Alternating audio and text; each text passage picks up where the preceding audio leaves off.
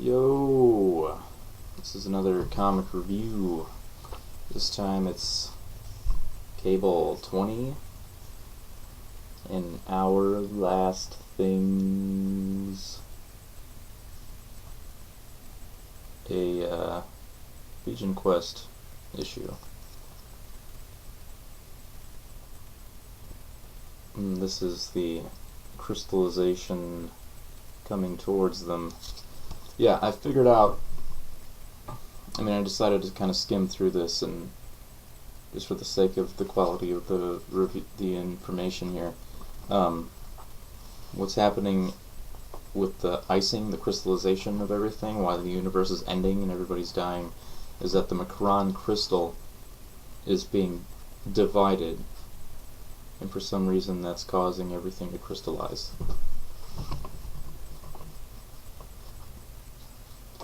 I don't know. Anyway, that's going on just for the hell of it. Here we got Cable waking up from, he was in this giant triptych alien telepath generator.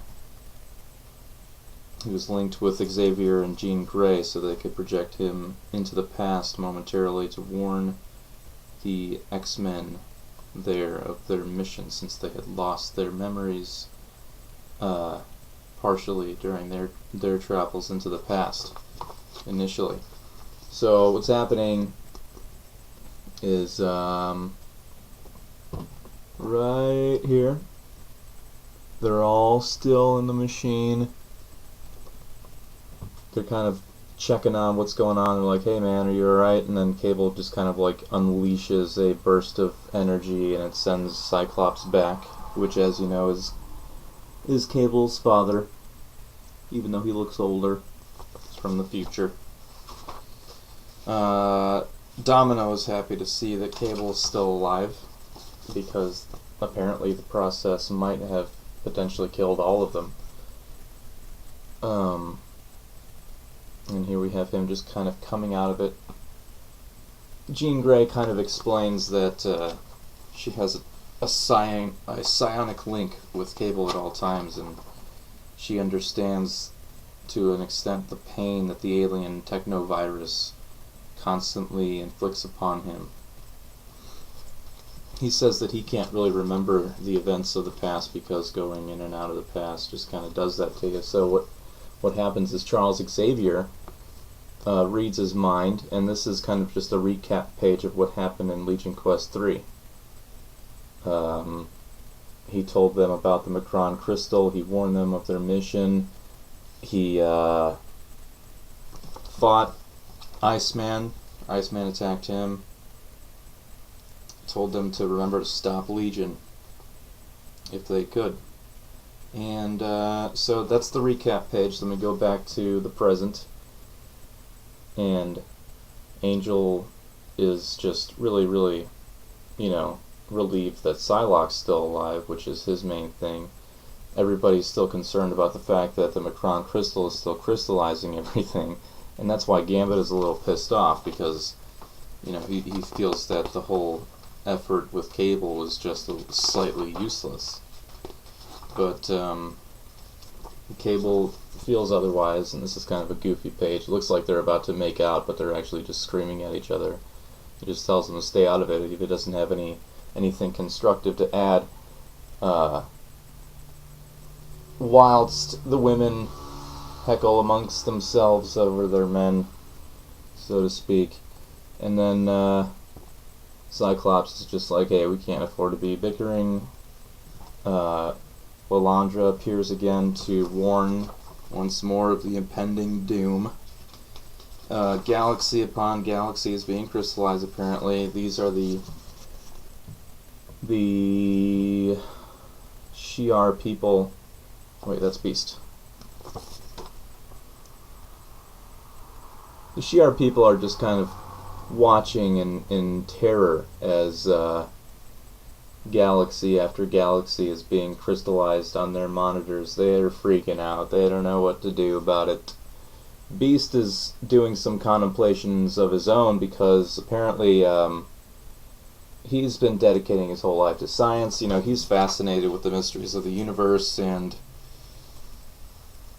at this point, he's thinking, you know, what's it all for if it's all coming to such a meaning, such an abrupt and cold and careless end. You know, just everything's crystallized. There's not even an enemy there that you can fight. So everyone's a little depressed. Angel pays him a visit because he's really got nobody else to visit at the moment, and they're both part of the first class, so they can sympathize, and they've been very friendly for a long time. And since this issue is called An Hour of Last Things, it is basically just more or less character closure between everybody. As you see, Gambit and Rogue talking. Cable and Domino kind of have this on and off romance thing going on, so they're building up to something here, or at least, like I said, closing off on something. Yeah, to end the couple recap is Jean Grey and Cyclops just really loving up on each other once more. End up talking to Charles and just really saying, you know, you're the closest thing to a father and that sort of thing. I'd imagine didn't really skim this far. Yeah, the end of the issue basically is it's all about love. Everyone's just trying to find some love there at the end, which I guess is pretty realistic to what might actually happen in that scenario. But got Charles Xavier here making a speech, which is pretty. I mean, the writing in here I remember is pretty. You know, it's a tearjerker if you're a fan. It really is something that is nostalgic, and you just have kind of an overview of the X-Men. It's basically the end of an era, because after the Age of Apocalypse, things are really different with the X-Men in general.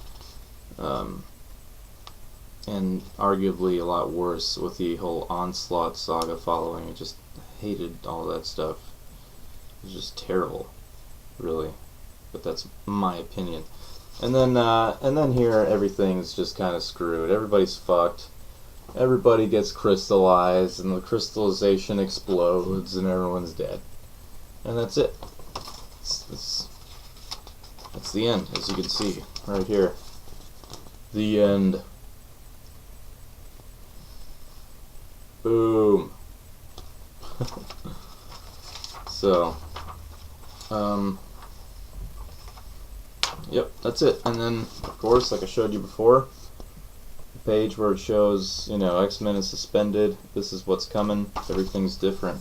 So, next video is going to be a review for Legion Quest 4, which is basically going to be another ending of Legion Quest, just like An Hour of Last Things was, but just kind of wrapping things up for the scenario going on in the past in Haifa, Israel. So that's it. That's my review. Please leave me your comments and questions or whatever you'd like to post, and yeah, that's it. Take care.